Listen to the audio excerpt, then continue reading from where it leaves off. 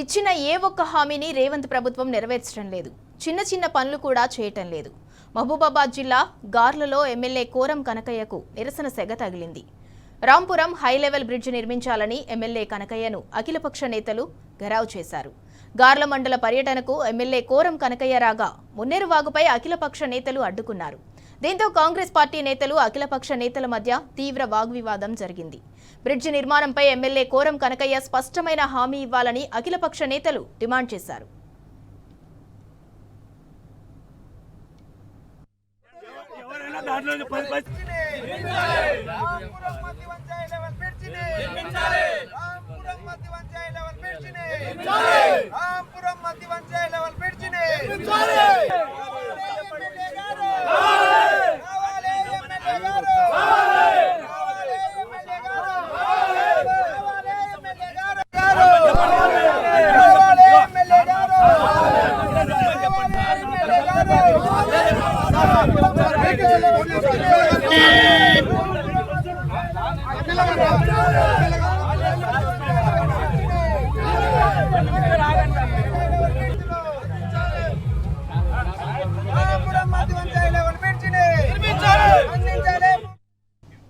ఇక ఇదే అంశానికి సంబంధించి మరింత సమాచారం మా ప్రతినిధి సాంబశివరావు అందిస్తారు. సాంబశివరావు, ఎమ్మెల్యే కోరం కనకయ్యకు అఖిలపక్ష నేతల నుంచి అయితే నిరసన సేగ తగిలింది. అఖిలపక్ష నేతల ప్రధాన డిమాండ్ ఏంటి? ఇల్లందు ఎమ్మెల్యే కోరం కనకయ్యకు వరుసగా ప్రజా నిరసన కార్యక్రమాలు ఎదురవుతున్నాయి.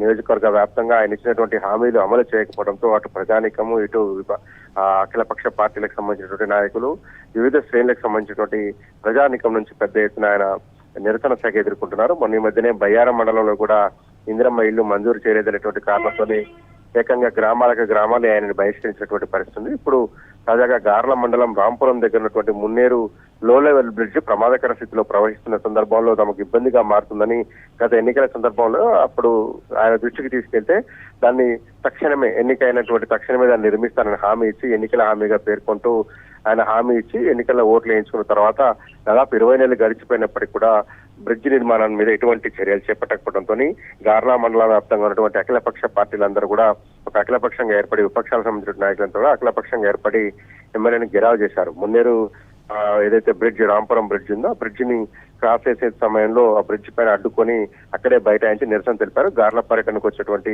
ఎమ్మెల్యే కనకయ్యను ముందుకు కదలకుండా అడ్డుకున్నారు. దీంతో అధికార పార్టీ నేతలకు అఖిలపక్ష నాయకులకు మధ్య వాగ్వాదం జరిగింది. పరస్పర తోపులాట దాకా పరిస్థితి వెళ్ళింది.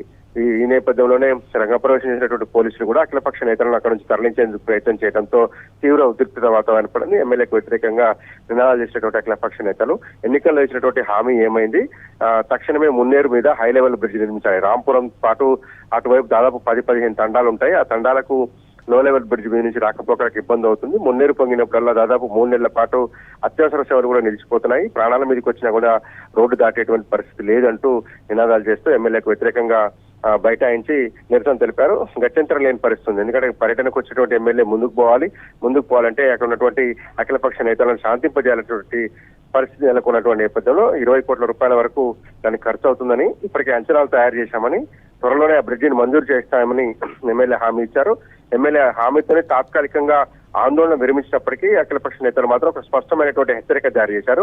తక్షణమే గార్ల రాంపురం దగ్గర హై లెవెల్ బ్రిడ్జ్ నిర్మాణం చేపట్టకపోతే మటుకు కాంగ్రెస్ పార్టీ నేతలు ఎవరిని కూడా ఈ మండలంలో ఉన్నటువంటి గ్రామాల్లో తిరగనివ్వబోమంటూ హెచ్చరించారు.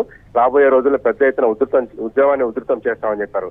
ఎమ్మెల్యే కూడా అఖిలపక్ష నేతలకు ఒక హామీ ఇచ్చారు. తక్షణమే గనక గార్ల హై లెవెల్ బ్రిడ్జిని మంజూరు చేయించలేని పక్షంలో నేను కూడా మీతో పాటు అఖిలపక్ష నేతలతో పాటు ధర్నాకు ఇతర ఉద్యమ కార్యక్రమాలకు హాజరవుతానంటూ ఎమ్మెల్యే చెప్పి అక్కడ ఉన్నటువంటి అఖిలపక్ష నేతలను శాంతింపజేయించి ఆయన ముందుకు వెళ్ళడంతో వివాదం సద్దుమణిగింది. కానీ అఖిలపక్ష నేతలు స్పష్టంగా చెప్తున్నారు, రాంపురం దగ్గర మున్నేరు మీద హై లెవెల్ బ్రిడ్జ్ నిర్మాణం చేసే వరకు తమ ఉద్యమం కొనసాగుతుందని. అధికార పార్టీ నేతలను ఎవరిని కూడా మండలాల్లో తిరగనివ్వకుండా గెరావ్ చేస్తామంటూ కూడా హెచ్చరించి అక్కడి నుంచి వెళ్లిపోయారు. Sindhura. Right, thank you Sambasivarao.